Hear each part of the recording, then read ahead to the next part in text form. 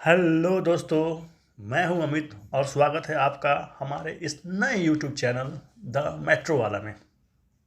दोस्तों, जब भी आप मेट्रो में यात्रा करते होंगे तो आपने एक चीज़ गौर किया होगा कि दो मेट्रो ट्रेनों के बीच का जो गैप है, टाइम ड्यूरेशन जो है वो बहुत कम होता है। नॉर्मली 2 से ढाई मिनट का होता है। तो इतने कम ड्यूरेशन के बीच दो ट्रेनों के चलने के बावजूद भी मेट्रो ट्रेनें आपस में कभी नहीं टकराती हैं। और इंडियन मेट्रो हिस्ट्री के लिए बहुत ही गर्व की बात है कि कभी भी इस तरह की ट्रेन कोलिजन एक्सीडेंट रिपोर्ट नहीं हुई है और ना ही कभी हुई है। तो आज के हम अपनी इस वीडियो में इसी बात के का जवाब जानने की कोशिश करेंगे कि आखिर क्या वो कारण है जिससे मेट्रो ट्रेनें इतनी सेफ है और कभी आपस में टकराती नहीं है। तो चलिए शुरू करते हैं हम वीडियो को।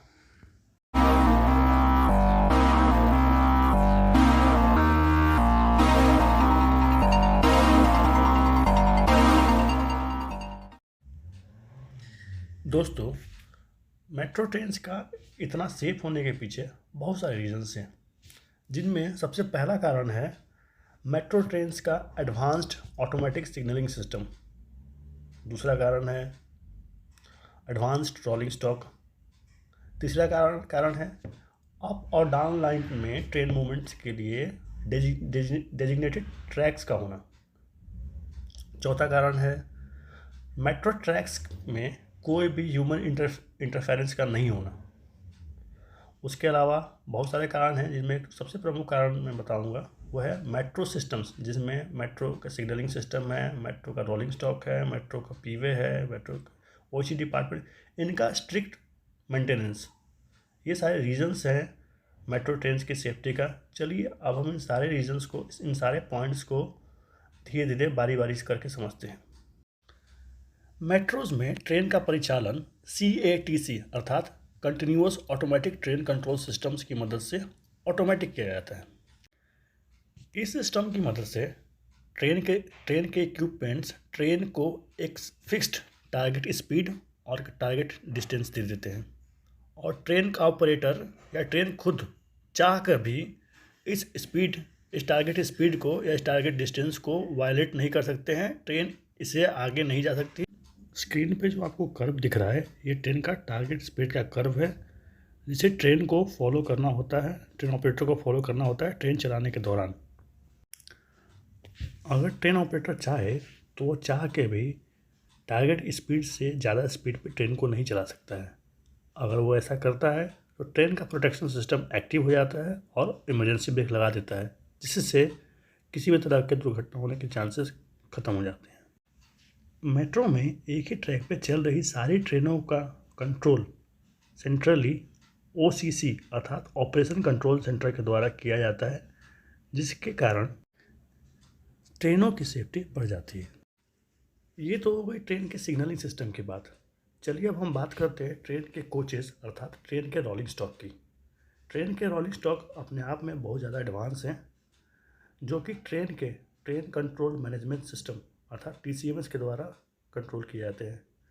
ट्रेन के हर एक कंपोनेंट, चाहे वो ट्रेन के दरवाजे हो, ट्रेन का अनाउंसमेंट सिस्टम हो, ट्रेन का ब्रेकिंग सिस्टम हो, ट्रेन के HVAC सिस्टम हो, सारे सिस्टम्स अपना अपना फीडबैक TCMS को देते हैं।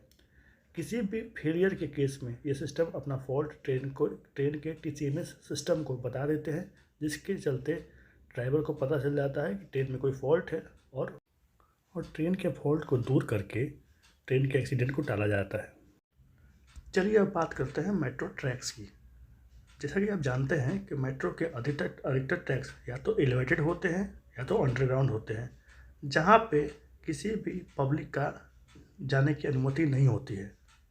इस वजह से किसी भी शरारती तत्वों के द्वारा मेट्रो ट्रैक्स में गड़बड़ी करने की संभावना ख़त्म हो जाती है, और ट्रेन एक्सीडेंट होने के चांसेस, जो कि इंडियन रेलवे में मैक्सिमम एक्सीडेंट के चांसेस इन्हीं ट्रैक्स में की हुई गड़बड़ियों के द्वारा होती है, ये संभावना मेट्रो के अंदर ख़त्म हो जाती है। चलिए अब हम बात कर लेते हैं मेंटेनेंस की। मेट्रो सिस्टम्स में कि जितने भी डिपार्टमेंट्स हैं, चाहे वो रोलिंग स्टॉक हो, चाहे वो सिग्नलिंग हो, चाहे वो पीवे हो, चाहे वो OHE हो, चाहे वो सिविल डिपार्टमेंट, चाहे कोई भी डिपार्टमेंट हो, ये अपने अपने मेंटेनेंस शेड्यूल को स्ट्रिक्टली फॉलो करते हैं और ट्रेनों से जुड़े हुए सारे सिस्टम को दुरुस्त रखते हैं, जिसके वजह से फॉल्ट आने के चांसेस और फॉल्ट की वजह से एक्सीडेंट होने के चांसेस कम हो जाते हैं। तो दोस्तों, ये सारे कुछ पॉइंट्स थे जो मेट्रो सिस्टम्स को सेफ़, रिलायबल और पंक्चुअल बनाते हैं। आशा करता हूँ कि इस वीडियो में मैं आपके प्रश्नों का उत्तर दे पाया हूँ। ये मेरे चैनल का पहला वीडियो है, इसलिए आपसे हम्बल रिक्वेस्ट है, अगर आपको इस वीडियो का कंटेंट पसंद आया हो तो प्लीज़ शेयर, सब्सक्राइब और लाइक ज़रूर करें। और भविष्य में आप किस टॉपिक पे वीडियो बनाना चाहते हैं वो मुझे कमेंट करके कमेंट सेक्शन में ज़रूर बताएं। जैसा आप कमेंट करेंगे मैं वैसे वीडियो बनाने की कोशिश करूँगा। मिलते हैं नेक्स्ट वीडियो में, तब तक के लिए अपना ख्याल रखें। जय Hind. Like, share and subscribe to my channel.